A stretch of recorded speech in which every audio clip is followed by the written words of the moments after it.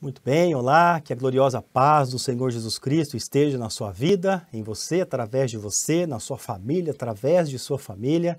Departamento da Escola Dominical da Igreja Evangélica Assembleia de Deus, aqui em Londrina, Paraná. Hoje vamos falar da lição de número 9, que traz por título A Sutileza do Movimento dos Desigrejados. A sutileza, a delicadeza, o cuidado, a malícia, o disfarce, a hipocrisia do movimento dos desigrejados. Esta lição tem por texto áureo Hebreus capítulo 10, versículo 25. Não deixando a nossa congregação, como é costume de alguns, antes, admoestando uns aos outros, tanto mais e vedes que vai se aproximando aquele dia. A verdade prática, o movimento dos desigrejados deve ser visto como um desvio da verdadeira espiritualidade que é expressa no contexto da verdadeira igreja. Nós temos como base para a meditação deste assunto hoje, Hebreus 10, do 19 até o versículo 25, que diz assim: Tendo, pois, irmãos, ousadia para entrar no santuário pelo sangue de Jesus, pelo novo e vivo caminho que ele nos consagrou, pelo véu, isto é, pela sua carne, e tendo um grande sacerdote sobre a casa de Deus, cheguemo-nos com verdadeiro coração, em inteira certeza de fé, tendo o coração purificado da má consciência e o corpo lavado com água limpa. Retenhamos firmes a confissão da nossa esperança, porque fiel é o que prometeu. E consideremos-nos uns aos outros para nos estimularmos ao amor e às boas obras, não deixando a nossa congregação, como é costume de alguns, antes admoestando uns aos outros, e tanto mais quanto vedes que vai se aproximando aquele dia. Esta lição nós temos alguns objetivos práticos a tratar aqui neste tema, e o primeiro deles será explicar a visão e a prática do movimento dos desigrejados. Segundo, rememorar a natureza da igreja do Novo Testamento. E terceiro, confirmar a importância e a necessidade da igreja. Que coisa maravilhosa. Não temos como, Não há como viver fora do corpo. Ninguém consegue sobreviver fora do seu próprio corpo. Na vida espiritual é a mesma lógica. Então, isso já responde tudo, de fato, o que vamos falar aqui. O primeiro ponto vai destacar a visão prática do movimento dos desigrejados. Essa visão prática através de um ensino anti-institucional e através de um ensino anticlerical. Vamos entender melhor isso? Os desigrejados são contra toda forma de organização e institucionalização da igreja. Eles acreditam que, agindo contra o institucionalismo, eles estão vivendo de acordo com o modelo da igreja primitiva.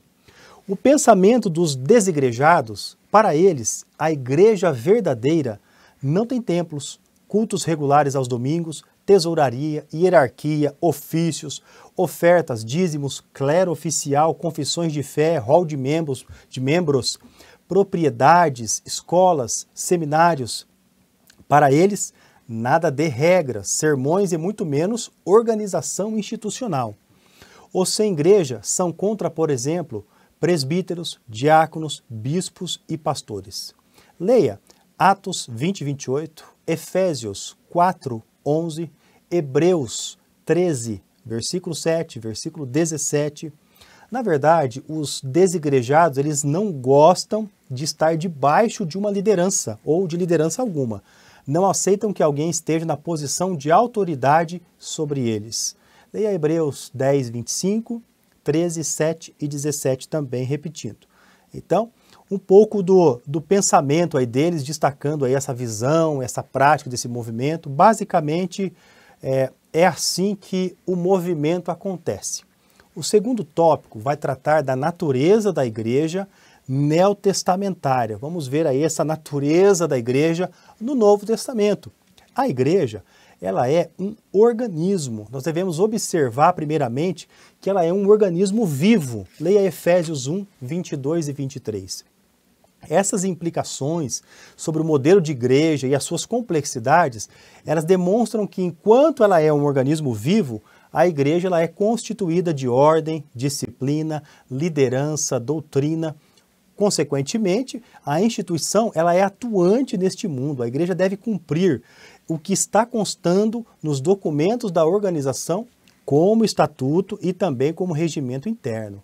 A igreja como organismo, ela vem também como uma organização, ou seja, a igreja primitiva, ela tinha um sistema de governo formado por apóstolos, profetas, evangelistas, presbíteros, diáconos, pastores e mestres.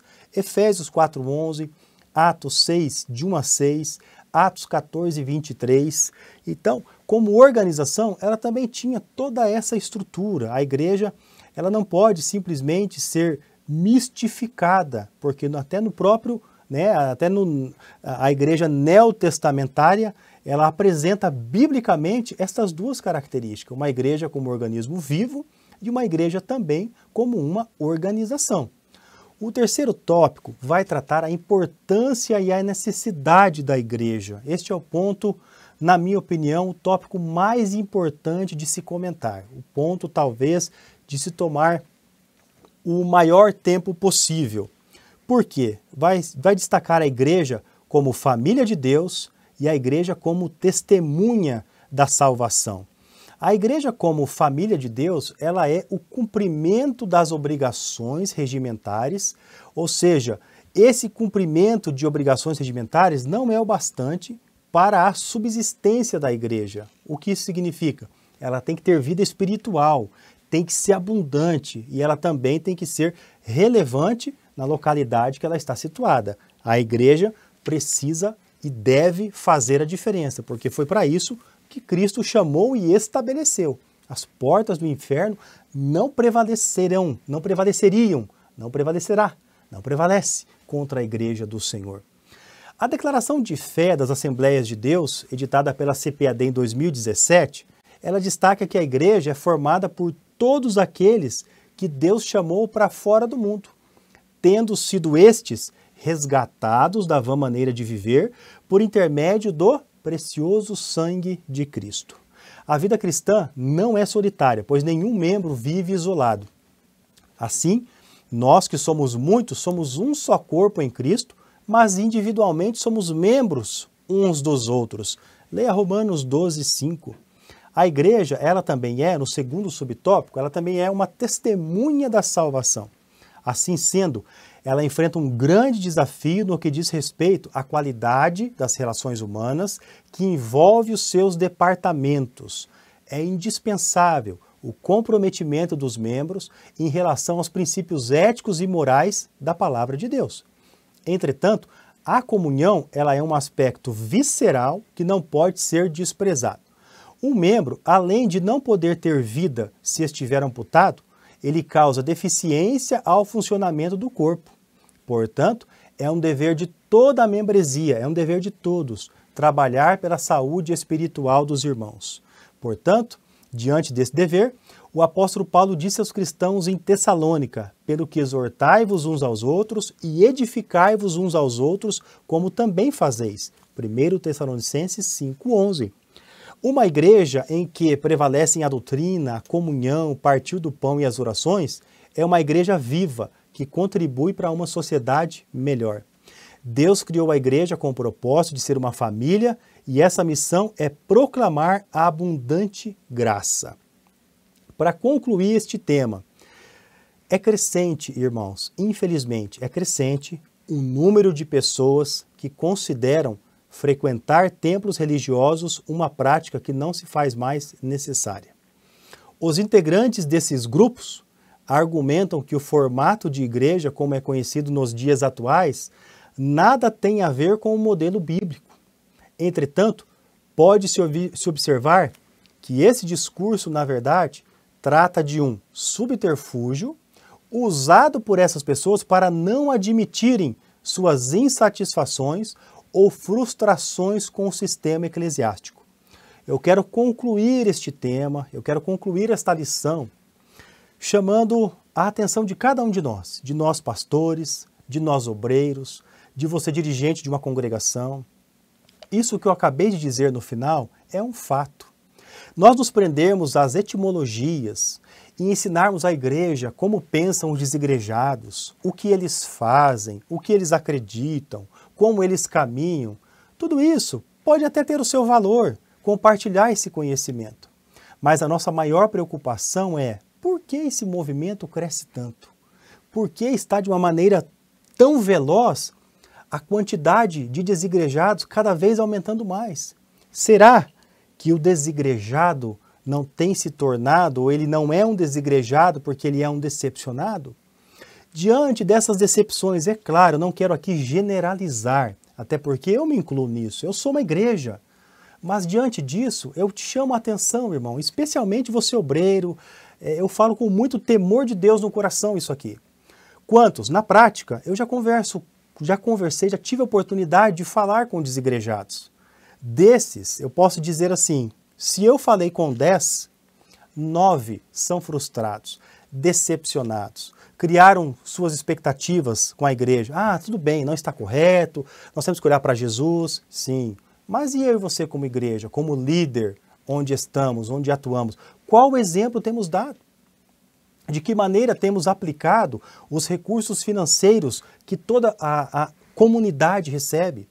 As pessoas, a igreja, as ovelhas, o povo, eles têm se sentido motivados em contribuir, em ser dizimistas, em ser participantes da igreja, porque eles veem de fato esses recursos serem reaplicados para uma missão divina? Ou eles têm visto isso de uma forma escandalosa, desrespeitosa, desmoralizada, totalmente desproporcional? Quantos e quantas pessoas, famílias que vivem o Brasil, não preciso entrar, não vou falar aqui de política e de economia, mas quantos no Brasil vivem com o mínimo, com o básico do básico, mas mesmo assim, em suas fidelidades a Deus, trazem as suas ofertas, trazem os seus dízimos, e para depois ver, infelizmente, algumas discrepâncias na hora disso ser aplicado. E muitas vezes é muito visível. Então, que Deus tenha misericórdia de nós, que o Senhor venha chamar a atenção de cada um de nós. Eu acho que é tempo, irmãos, obreiros, igreja, pastores, é tempo de olharmos para nós mesmos. É tempo da gente ter essa preocupação se de fato estamos glorificando a Deus com aquilo que fazemos. E por que estou entrando nesse assunto, questão financeira? Porque, como disse, dos que eu pesquisei, estou falando da prática, do fato ali. É muito visível essa frustração na questão financeira da maioria. Quantos que foram frustrados por questão de doenças, frustrados porque às vezes não receberam uma visita, tudo bem, não é aqui querer culpar ninguém. Mas quantos também, é claro, aqueles que se utilizaram da pandemia para não voltar mais à igreja, só assistem os cultos de forma online, não contribuem mais, passaram a considerar desnecessário. Então, muitos têm se cauterizado, ido para um caminho realmente errado. Mas falar dos outros, todo mundo fala, né? Culpar as ovelhas, isso todo mundo já faz. Eu acho que é momento de nós olharmos para nós, olharmos à nossa volta, aí na sua igreja, na sua congregação, onde você está, olhe ao seu redor. O que as pessoas dizem de você? Quem você é para elas? Como as pessoas testemunham da igreja? Elas são realizadas, felizes, se sentem motivadas de estar aí ao seu lado.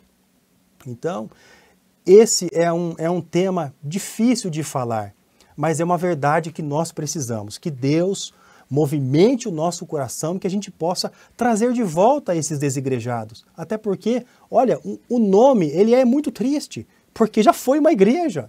Então precisamos resgatar, trazê-los de volta, porque somos igreja e fora do corpo não há como ter vida. Que Deus te abençoe em Cristo Jesus, que o Espírito Santo te dê sabedoria, que flua aí a sua aula, que possam meditar sobre esses temas, sobre esses tópicos, de maneira respeitosa, com cuidado, sem ofender, sem acusar, mas que possamos aí chamar a responsabilidade para nós e permitir que Deus, através do Espírito Santo, venha trabalhar em nosso coração, venha nos usar, fazer em nós, através de nós. Um grande abraço, na paz do Senhor Jesus.